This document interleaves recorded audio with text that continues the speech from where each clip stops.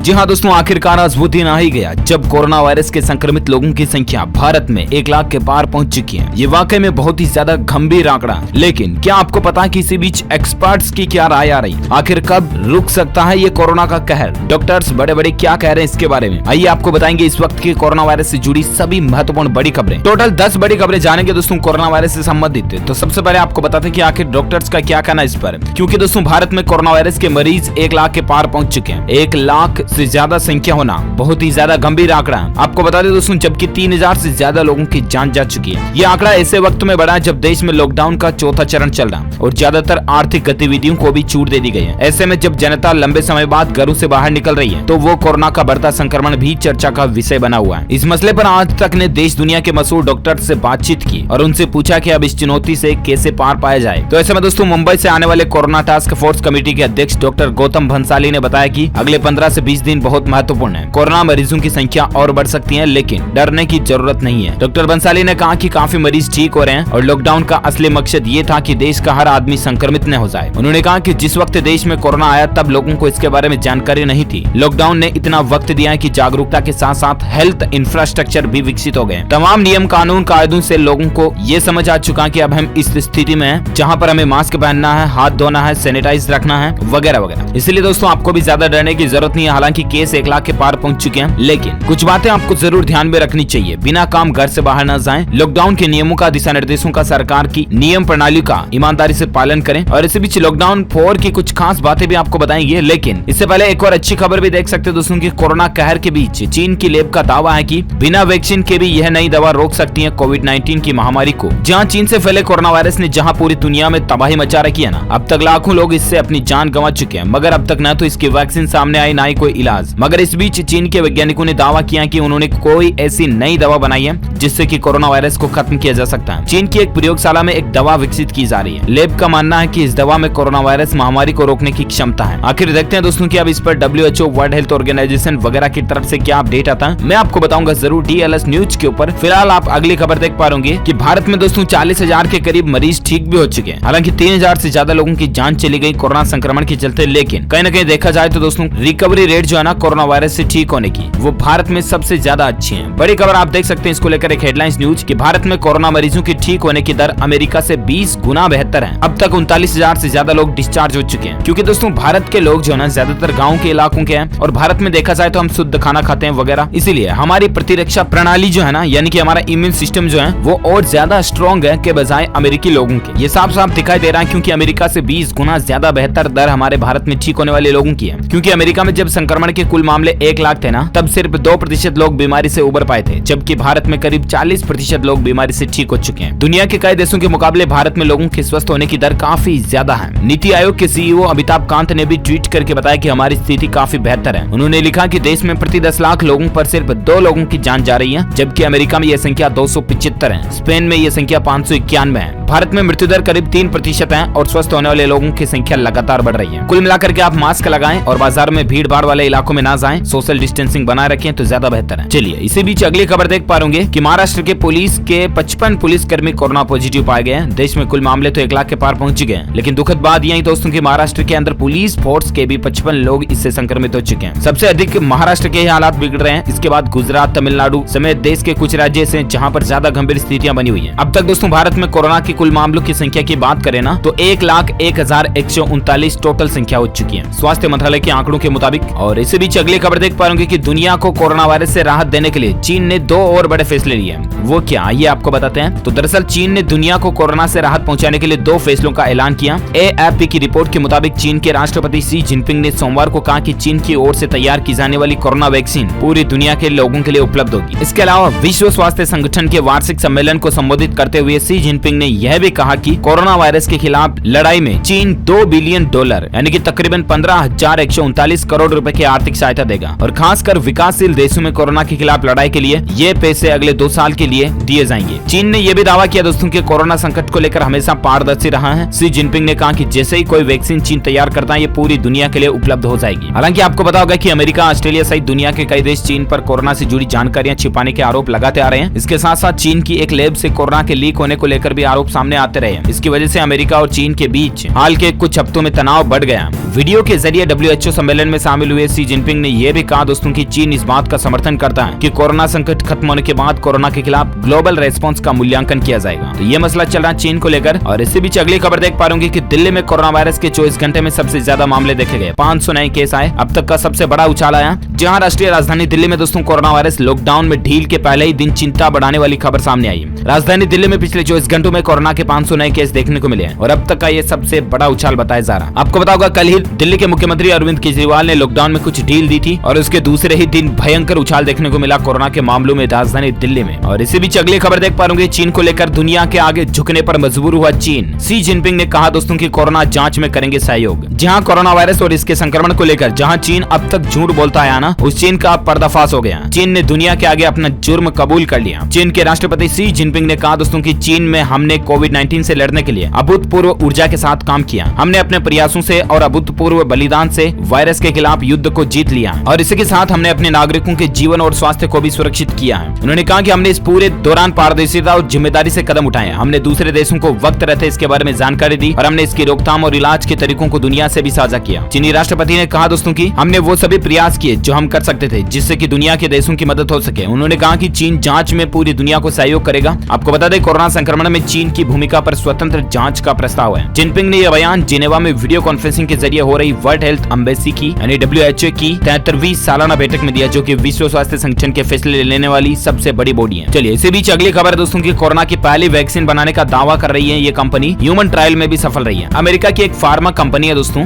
Moderna करके उसका नाम है, और वो ये दावा कर रही है कि उसने कोरोना वायरस की वैक्सीन को खोज भी लिया और इंसानों पर किया गया पहला ट्रायल उसका सफल भी रहा। इसकी वैक्सीन के जरिए शरीर में एंटीबॉडीज बन रही है जो वायरस के हमले को काफी कमजोर बना देती है। हालांकि ये पहला ट्रायल होने के कारण छोटे ग्रुप पर किया गया, लेकिन तब भी डर के इस माहौल में ये पहली बड़ी खबर मानी जा रही है और अच्छी खबर भी है। कैसे इसका ट्रायल हो रहा है दोस्तों? तो दरअसल वैक्सीन का ट्रायल अलग अलग स्टेज में हो रहा है। इसके तहत देखा जा रहा है कि दवा का शरीर पर कैसा असर होता है और इसमें कितना वक्त लगता है, और साथ ही साइड इफेक्ट पर भी ध्यान दिया जा रहा है। सिएटल में 45 स्वस्थ लोगों पर हुए परीक्षण के दौरान उन्हें वैक्सीन के 2 कम मात्रा वाले शॉट्स दिए गए। इस दौरान उनके शरीर में कोरोना से लड़ने वाली एंटीबॉडीज दिखाई दी और ये नतीजे पहले अप्रूव हो चुके किसी टिपिकल वैक्सीन की तरह दिख रहे हैं। इंडियन एक्सप्रेस में छपी खबर के मुताबिक इस बारे में कंपनी के CEO स्टीफन वेंसल ने बताया दोस्तों कि एंटीबॉडी का बनना एक अच्छा लक्षण है जो कि वायरस को बढ़ने से रोक सकता है। ये अच्छी बात है दोस्तों, देखते हैं आखिर कब तक ये वैक्सीन मार्केट में आती है। इसी बीच अगली खबर देख सकते हैं कि कोरोना टेस्ट के मामले में फिसड्डी है भारत। जाने बाकी देश प्रति 10 लाख आबादी पर कितने टेस्ट कर रहे हैं। जी हाँ, आपको बता दें भारत में जानलेवा कोरोना वायरस का प्रकोप जारी है। पिछले कई दिनों से देश में तेजी से मामले भी बढ़े। किसी भी देश को अगर कोरोना वायरस से मुक्ति पानी है तो उसे ज्यादा से ज्यादा टेस्ट करने होंगे, क्योंकि जितनी जल्दी मामले सामने आएंगे उतनी ही जल्दी इलाज की प्रक्रिया शुरू होगी। लेकिन भारत कोरोना टेस्ट के मामलों में बाकी देशों की तुलना में थोड़ा पीछे है, क्योंकि स्पेन में सबसे ज्यादा टेस्ट हुए। भारत में लगातार ज्यादा से ज्यादा टेस्ट कराने की मांग उठती रही है। भारत की जनसंख्या करीब 135 करोड़ है और इस हिसाब से प्रति 10 लाख आबादी पर भारत केवल 1671 टेस्ट कर रहा है, जबकि स्पेन में सबसे ज्यादा 64,977 टेस्ट हुए हैं। यानी स्पेन के मुकाबले भारत की जनसंख्या बेहद कम है टेस्ट के मामले में, है ना। और इसी बीच अगला अपडेट देख सकते हैं कि बिहार बोर्ड मैट्रिक के नतीजे कल आएंगे दोस्तों। टॉपर्स इंटरव्यू पर भी कोरोना का असर दिखेगा। बिहार के मैट्रिक बोर्ड के रिजल्ट कल अनाउंस हो जाएंगे और आप बिहार बोर्ड की ऑफिशियल वेबसाइट पर जाकर के चेक कर सकते हैं। PSEB-bihar.com पर भी जाकर चेक कर सकते हैं। इसके अलावा बिहार गवर्नमेंट के ऑफिशियल वेब पोर्टल पर, और इसके अलावा आपको TLS न्यूज चैनल के ऊपर भी नतीजे देखने को मिल जाएंगे लाइव अपडेट। कमेंट करके आप हमें बताइएगा जरूर कि आप कौन सी क्लास में बिहार बोर्ड के कौन से सेक्टर से एग्जाम दिए हो। मैं आपको जरूर बताऊंगा रिजल्ट के अपडेट। और फिलहाल अगली खबर देख सकते हैं राजस्थान राज्य को लेकर। राजस्थान में कोरोना के 5507 मामले हो चुके हैं। डूंगरपुर में 64 नए पॉजिटिव केस सामने आए। जयपुर में 47 और जोधपुर में 35 संक्रमित सामने आए। 7 लोगों की आज जान जाने की खबर है। लॉकडाउन 4 के पहले ही दिन दोस्तों राजस्थान में रिकॉर्ड तोड़ दिया। एक दिन में सबसे ज्यादा मामले 305 पॉजिटिव नए मामले सामने देखने को मिले। और इसी बीच राजस्थान में लॉकडाउन फेज का चौथा चरण जो चल रहा ना, उसके दूसरे दिन 122 नए मरीज मिले। एक की जान गई। जयपुर में बड़ी संख्या में सड़कों पर लोग निकले हुए दिखाई दिए। कई जगह जाम की स्थिति भी बनी रही। बड़ा अपडेट आप देख सकते हैं, राजस्थान के अंदर कोरोना के 128 नए केस मिले। कुल आंकड़ा 5700 तक पहुंच चुका। अभी